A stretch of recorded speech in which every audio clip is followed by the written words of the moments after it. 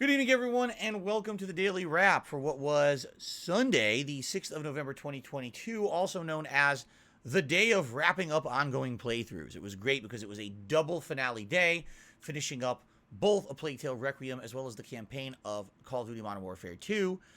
We finished them both in exactly the amount of time that I had planned, and I got a little bit to say about each game, all right? On today's Level 1 podcast, not too much crazy going on. We had a lot of open discussion in Q&A, which was always nice to have time for that. Another follow-up story about now Fox News saying that I also was laid off from Twitter. These idiots are still running with the story. They have no information. They don't know what they're doing. They vet nothing. Pretty funny. So, Plague Tale Requiem, all right? In a nutshell, because I'll probably be talking more about this on tomorrow's podcast, but I liked it. It's definitely in the top 10 best games I played this year, but I still found it somewhat disappointing when it came to the story. Like, I actually feel like the fact that, number one, it is a AA studio rather than a AAA studio led to the game not having as much polish as I would have liked. There was definitely a few bugs and issues that I wish were fixed and kind of broke the immersion, and particularly the final segment of the game. A game-crippling bug in the final segment of the game, which made me have to restart a scene, which was annoying because the scene was very important and meaningful, and it kind of ruined it. Just being honest. You'll see if you watch the playthrough. But in addition to that, the story itself, without spoiling, basically, by the end of the game, you get absolutely no answers about anything. So, in the first game, you know, your brother Hugo gets this macula, or has the macula, which is this curse, where he can control rats, but it's also they carry plague, and they go out of control, they kill everyone around him, they seem to be stalking him, following him, he can't get rid of them. When he's behaving well, everything's fine. But as soon as he kind of loses his temper or loses his patience or just basically loses control, the rats go crazy and kill everything around. And this happens again and again and again. In this game, you think, oh, well, we're definitely going to get to the origins of where this came from. We're going to get a full explanation. Nope. I finished the game today. Over 20 hours of gameplay. Essentially, the entire thing is an exercise in futility.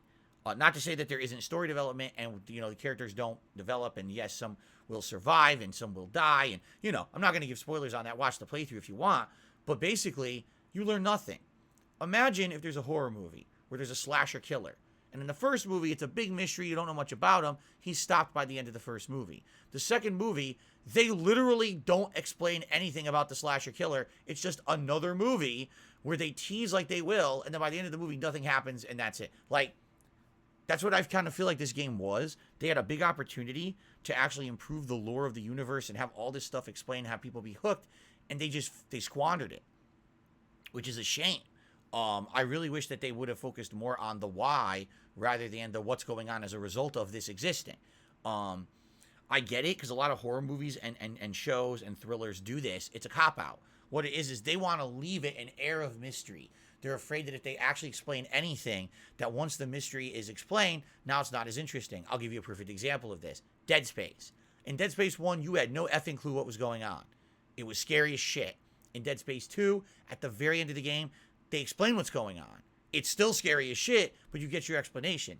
In Dead Space 3, you already know what's going on, and because you understand it, it's not nearly as scary. Now, there are some twists in Dead Space 3 that no one was planning on seeing, but still, you kind of know the gist of everything, so it's kind of like, all right, there's no more scary supernatural element because we know what's happening here. Maybe that's what it was. Maybe they were totally afraid that if they did actually just explain everything about the macula, that it would ruin the whole lore of the franchise. But for me, sorry, when I invest over 20 hours and I'm expecting some answers, I get literally zero. Zero. The whole thing was a bait and switch. The whole intro of the game teases that you're going to get answers, and the whole thing was a trick. I'm like, wow, that's annoying.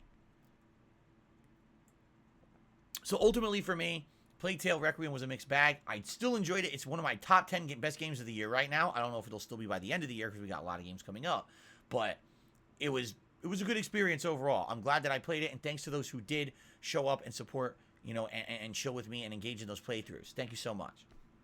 Tonight, we finished up the Modern Warfare 2 campaign. It was all right. Let me put it this way. There's parts of this campaign that really shine. There's parts that are ridiculously silly that don't belong in the game. And there's other parts that actually are quite good. So, when it does what it does best, run and gun, fighting a bunch of enemies, telling the helicopter where to strike and destroy a bunch of shit. When you're controlling the the AC-130 or whatever it is, the plane, you're blowing shit up. The action-packed stuff, it's great. When this campaign decided to veer from that path and do weird things like stealth, it failed miserably and didn't do very well at all. Overall, I liked it. What we saw tonight at the end was that basically what they're trying to do is they are going to eventually go to the plot of what Modern Warfare 2 was, because this game's plot is nothing like the original Modern Warfare 2, but then all of a sudden, at the end of the game, they start hinting at things from the real Modern Warfare 2 from 13 years ago, like, wait, so is it going to be in Modern Warfare 3 then? It's kind of confusing. Overall, I liked it. I did have fun with it. There was a few weird bugs and things tonight. Today was the day of bugs. There was tons of bugs in Plague Tale, including at the end of the game, and there were some weirdo bugs in this game tonight as well, Modern Warfare 2. Still fun. People had a good time. Finished it in ample time. Was able to give my final thoughts on it. So thanks again. And by the way, way longer than I expected. Basically 8+ hours for this campaign, when most people said it was 4 to 5 hours. Blatant lies. The campaign was much longer than that. I had a good time. Thanks again to people who attended, enjoyed. I really appreciate that. One other cool thing about today is tonight we added new animations for God of War Ragnarok. That's right. I had a few submissions, and so now for the tip levels of a $5 tip, a $20 tip, or a $30 tip, there's 3 new animations that will play for those tips, and then I believe it's a $20 super chat or larger. There's going to be an animation that's going to play for that as well. That's all God of War related. And we're going to keep those in the rotation, obviously, for the next several weeks into months as I play God of War. I'll probably retire them once God of War ends, probably sometime in December, maybe January, depending on how long it really is. And then maybe if there's a good one that everyone likes, maybe I'll keep it in the rotation.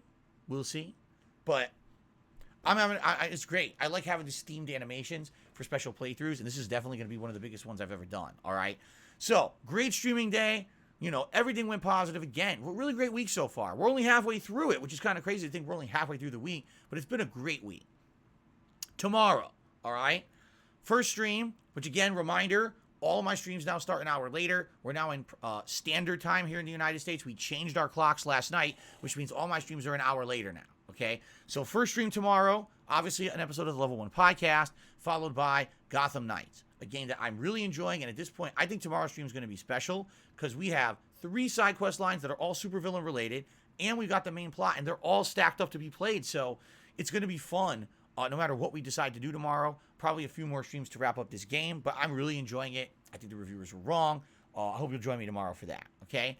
On tomorrow night's late stream, it's Modern Warfare 2 multiplayer, and sadly, when I did the M16 last time around, I didn't like it. I don't think the M16 is very good in this version of Modern Warfare 2, so we're going to try a different weapon. Now, what do you want to see me try?